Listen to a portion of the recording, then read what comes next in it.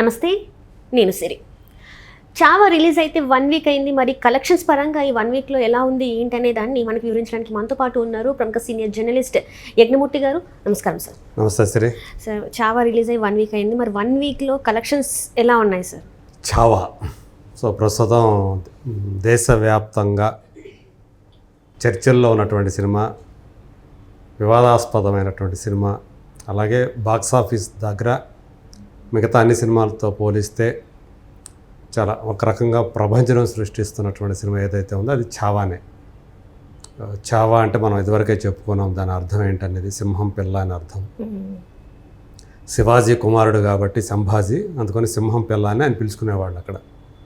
So అట్లా అదే పేరుతో రాసినటువంటి నవల ఆధారంగా, శివాజీ సావంత్ అని ఆయన రాసినటువంటి నవల ఆధారంగానే ఆ సినిమాని లక్ష్మణ్ ఉటేకర్ అనే డైరెక్టర్ తెరకెక్కించాడు. ఆ క్యారెక్టర్లో సంభాజీ మహారాజ్ క్యారెక్టర్లో విక్కీ కౌశల్ ఆయన ఏదైతే ఆ పర్ఫార్మెన్స్ చూపించాడో అది ఇవాళ అశేష ప్రజానీకాన్ని ఆకర్షిస్తూ ఉంది. సో ఇప్పుడు ఒక వారం పూర్తి అయిపోయింది ఆ సినిమా రిలీజ్ అయ్యి, 2వ వారంలో కూడా అడుగుపెట్టింది. మొదటి వారం పూర్తయ్యే సమయానికి ప్రపంచవ్యాప్తంగా 300 కోట్ల మార్కుని గ్రాస్ పరంగా దాటేసింది. సో అట్లా అంటే వితిన్ 1 వీక్లోనే ఒక మరాఠా వీరుడి కథ. నిజంగా చెప్పాలంటే ఆ సినిమా కలెక్షన్స్లో అత్యధిక భాగం వస్తుంది కూడా మహారాష్ట్ర రీజనే. ఆ మరాఠా వాళ్ళు ఎక్కువగా నివసించే ప్రాంతాలు ఏవైతే ఉన్నాయో అక్కడ వాళ్ళు ఓన్ చేసుకున్నారు అనేది మనకు తెలుస్తూ ఉంది. అయినప్పటికీ కూడా అంటే ఆ సినిమా మీద చాలా డిబేట్ జరుగుతూ ఉంది కదా, ఇది కూడా ఒక రకంగా దానికి విపరీతమైన ప్రచారాన్ని కల్పిస్తూ ఉంది అనుకోవాలి. అందువల్లే ఆ సినిమాకి ఏంది, ఈ సినిమాలో ఏముంది అని చూడటం కోసం చాలామంది ఆ సినిమాకి వెళ్తున్నట్టుగా కూడా మనకు అర్థమవుతుంది. సో ఇండియాలో చూసుకున్నప్పటికీ కూడా ఇండియాలో నెట్ పరంగానే 225 కోట్లు దాటేసింది అని చెప్పేసి మనకు అందుతున్నటువంటి సమాచారం. అట్లా ఓవరాల్గా చూసుకుంటే 300 కోట్లని మనం చెప్పుకున్నాము. రాబోయే రోజుల్లో ఈజీగా ఇప్పుడు ఏదైతే ఒక వారం రోజుల్లో 300 అయింది కాబట్టి ఈజీగా 600-700 కోట్ల రూపాయల వరకు కూడా గ్రాస్ పరంగా సాధించే అవకాశాలు ఉన్నాయి దాని లైఫ్ టైం రన్లో అని ట్రేడ్ విశ్లేషకులందరూ కూడా భావిస్తూ ఉన్నారు. మొత్తంగా అంటే రష్మిక మందన్న ఆ సినిమాలో యేసుబాయ్ అనే పాత్ర, అంటే సంభాజీ భార్య పాత్ర ఆమె పోషించారు. సెకండ్ హాఫ్లో తీసినటువంటి సన్నివేశాలు ఎక్కువగా ఆ వివాదాస్పదం అవుతున్నాయి కూడా ఆ సెకండ్ హాఫ్లో తీసినటువంటి సన్నివేశాలే. ఔరంగజేబు ఆయనకి మధ్య జరిగినటువంటి సంభాషణలు, చివరిలో ఆయన్ని ఆ పాత్ర ముగిసిన తీరు ఏదైతే ఉందో సంభాజీది, అది బాగా వివాదాస్పదం అవుతుంది. థియేటర్లో పిల్లల దగ్గర నుంచి పెద్దవాళ్ళ దాకా కూడా భావోద్వేగాన్ని ఆపుకోలేక ఏడ్చేస్తూ ఉన్నారు. అంటే అక్కడ పెడుతున్నటువంటి హింసలు ఏవైతే ఉన్నాయో, ఆయన తెర మీద సంభాజీ అనుభవిస్తున్నటువంటి హింసని చూసి తట్టుకోలేక జనమందరూ కూడా ఒక ఎమోషన్కి గురవుతూ ఉన్నారు. అంత హింస పడుతున్నప్పటికీ ఆయన ఏదైతే తాను నమ్మిన సిద్ధాంతం ఏదైతే ఉందో దాన్ని కట్టుబడి ఉన్నాడు అనేటువంటి ఆ ఎమోషన్ ఉంది కదా, అది విపరీతంగా వాళ్ళని కదిలిస్తుంది. అందుకని ఛత్రపతి సంభాజీ మహారాజ్కి జై అనేటువంటి నినాదాలు మహారాష్ట్ర వ్యాప్తంగా మినుముడుతున్నాయి. మొన్న బుధవారం రోజు అక్కడ శివాజీ జయంతి వచ్చింది.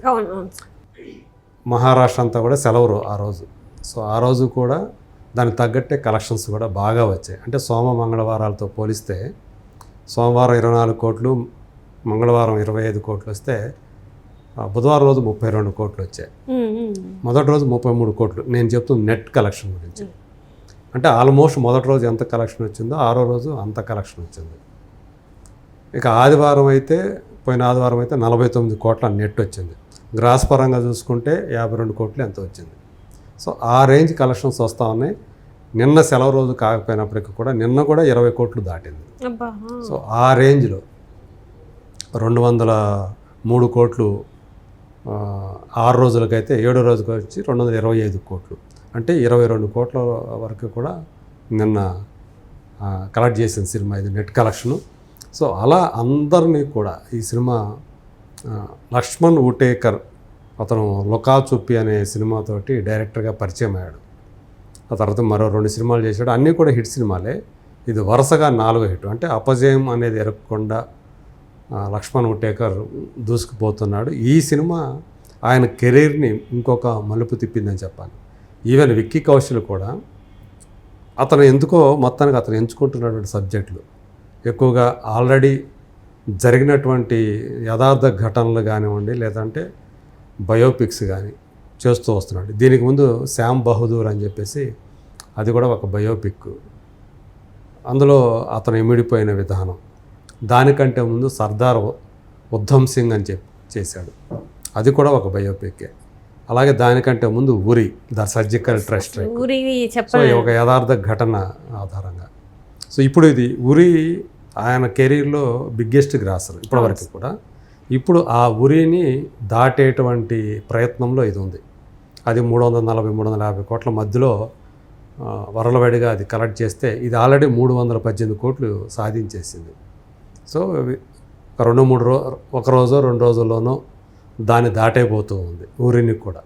అలా విక్కీ కౌశల్ కెరీర్లో ఈ సినిమా చావా అనేది బిగ్గెస్ట్ గ్రాసర్గా నిలవబోతుంది. పైగా ఆయన కెరీర్ కూడా ఈ సినిమా తర్వాత వేరే లీగ్లోకి అంటే టాప్ స్టార్స్ ఎవరైతే ఉన్నారో ఆ లీగ్లోకి ఈయన అడుగుపెట్టినట్లే విక్కీ కౌశల్ కూడా అని చెప్పేసి చాలామంది అభిప్రాయపడుతున్నారు. సో మేబీ కత్రినా కైఫ్ని పెళ్లి చేసుకున్న తర్వాత కొంతమంది అంటూ ఉంటారు కదా, పెళ్లి చేసుకుంటే కలిసి వచ్చిందని. అట్లా కలిసి వచ్చిందేమో మనకు తెలియదు. సో మొత్తానికి ఆయన ఇప్పుడు ఒక పీక్ స్టేజ్లో ఉన్నాడు ఆయన ఒక కెరీర్ పరంగా. అంటే మంచి మంచి సినిమాలు చేస్తూ ఉన్నాడని ఒక మంచి పేరు నటుడిగా. ఈ సినిమాలో అసలు ఆయన ప్రదర్శించినటువంటి అభినయం మాటలు వర్ణనాతీతం అని కూడా కొంతమంది చెప్తూ ఉన్నారు. అంటే ఒక టెర్రిఫిక్ పర్ఫార్మెన్స్ అంటాం కదా, అలాంటి పర్ఫార్మెన్స్. అలానే ఔరంగజేబ్ క్యారెక్టర్ చేసినటువంటి అక్షయ్ ఖన్నా పర్ఫార్మెన్స్ని కూడా మనం తక్కువ చేయలేం. చాలా తక్కువ మాటలు, కళ్ళతోటే ఎక్స్ప్రెషన్స్. వినోద్ ఖన్నా మనకు తెలిసినటువంటి ఒకప్పటి స్టార్ యాక్టర్ ఆయన కొడుకు ఇతను అక్షయ్ ఖన్నా.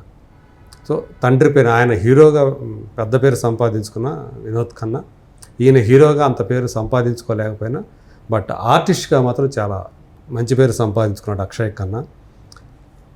ఈ మధ్యకాలంలో అతను అంటే సరైనటువంటి అవకాశాలు రాక మనం ఎక్కువ సినిమాలు చూడలేకపోయాం. ఇప్పుడు ఈ సినిమాలో ఔరంగజేబుగా ఆయన ప్రదర్శించినటువంటి ఆ పర్ఫార్మెన్స్ కూడా, కళ్ళతో అతను చూపించినటువంటి ఆ క్రూరత్వం, ప్రత్యేకించి క్లైమాక్స్లో అది విమర్శకులందరూ కూడా ప్రశంసిస్తూ ఉన్నారు. వీళ్ళైతే జనం అయితే తిట్టుకుంటున్నారు, అది వేరే విషయం. ఎంత తిట్టుకుంటున్నారంటే అంత బాగా పర్ఫార్మ్ చేశాడు.